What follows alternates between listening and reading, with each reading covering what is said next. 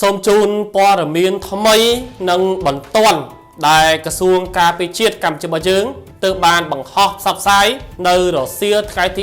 18ខែធ្នូនេះតែម្ដងដោយបង្ហាញអំពីសកម្មភាពក្រុមយោធាថៃបន្តប្រើយន្តហោះចម្បាំង S16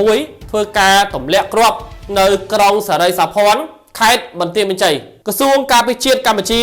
សូមជម្រាបជូននៅស្ថានភាពនៅតាមបន្ទាត់ព្រំដែនកម្ពុជាថៃអំពីករណីយោធាថៃបានបន្តធ្វើសកម្មភាពវាយប្រហារមកលើកម្ពុជានៅយុទ្ធភូមិភាគទី5ក្នុងភូមិសាស្ត្រក្រុងសារីសាភ័ណ្ឌខេត្តបន្ទាយមានជ័យនាថ្ងៃទី18ខែធ្នូឆ្នាំ2025នៅវេលាម៉ោង 14:45 នាទីយោធាថៃបានប្រើប្រាស់យន្តហោះ S16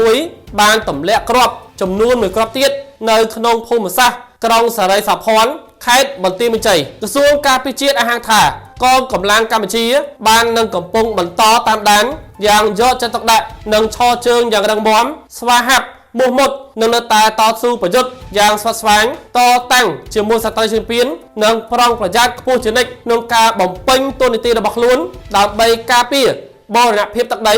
របស់កម្ពុជានិងសេចក្តីថ្លៃថ្នូររបស់យើងដោយអង្គអាយក្លាហានដោយមិនងាករេជាដាច់ខាតទោះក្នុងតម្លៃណាក៏ដោយសូមបញ្ជាក់ជូនបងប្អូនថាយោធាថៃកាលពីវេលាម៉ោង 14:32 នាទីក៏បានទម្លាក់ចំនួន2គ្រាប់ហើយនៅក្រុងសារីសាភ័ណ្ឌខេត្តបន្ទាយមានជ័យហើយក៏បានទម្លាក់2គ្រាប់ទៀតនៅឯក្រុងប៉ោយប៉ែតខេត្តបន្ទាយមានជ័យដែលនៅជាយក្រុងផ្លូវលេខ58ផងដែរបងប្អូនបានឃើញថានៅថ្ងៃនេះឈានដល់ថ្ងៃទី12ហើយនៃការឈ្លានពានរបស់ក្រុមយោធាថៃតែម្ដងដោយបានបើកការវិភាគស្ទើរតែគ្រប់ទម្រង់ទាំងអស់ជាពិសេសការប្រើប្រាស់នៅយន្តហោះចម្បាំង S16 ធ្វើការទម្លាក់គ្រាប់តែម្ដងដែលនៅពេលនេះសូម្បីតែទីប្រជុំជនក៏យោធាថៃធ្វើការទម្លាក់គ្រាប់ផងដែរនៅក្នុងក្រុងសារីសាភ័ណ្ឌដូចជាក្រុងប៉ោយប៉ែតនៃខេត្តបន្ទាយមានជ័យតែម្ដងទង្វើឈ្លានពានទឹកដីយ៉ាងកម្រោ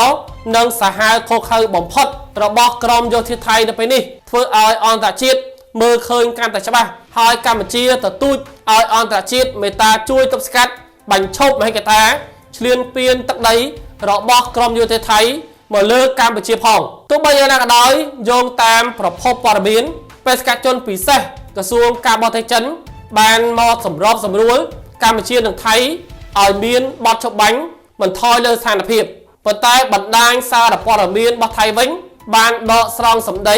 របស់លោកអានូទីនដែលជានាយករដ្ឋមន្ត្រីថៃចាំផ្ទះអះអាងថាអ្នកដែលចង់មកសម្របសម្រួល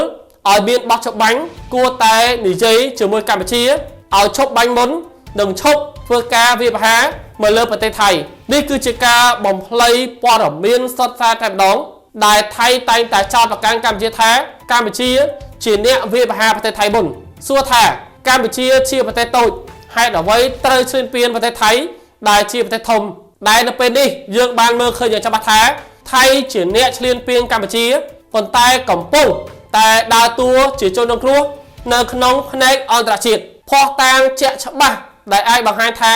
តើអ្នកណាជាអ្នកបើកការវាយប្រហារមុនកាលពីថ្ងៃទី7ខែធ្នូអាចបើកកាយរណបក៏បានឲ្យក្រុមអ្នកសង្កេតការណ៍អាស៊ានចុះពិនិត្យជាក់ស្ដែងក៏បានតើអ្នកណាជាអ្នកបើកការវាយប្រហារមុនប្រទេសថៃនៅពេលនេះត្រូវបានគេមើលឃើញថាជារោងចក្រផលិតនៅព័ត៌មានคล้ายៗនិងបញ្ចេញព័ត៌មានคล้ายៗដែលខ្លួនជាអ្នកឈ្លានពានកម្ពុជាបែរជាចោទកម្ពុជា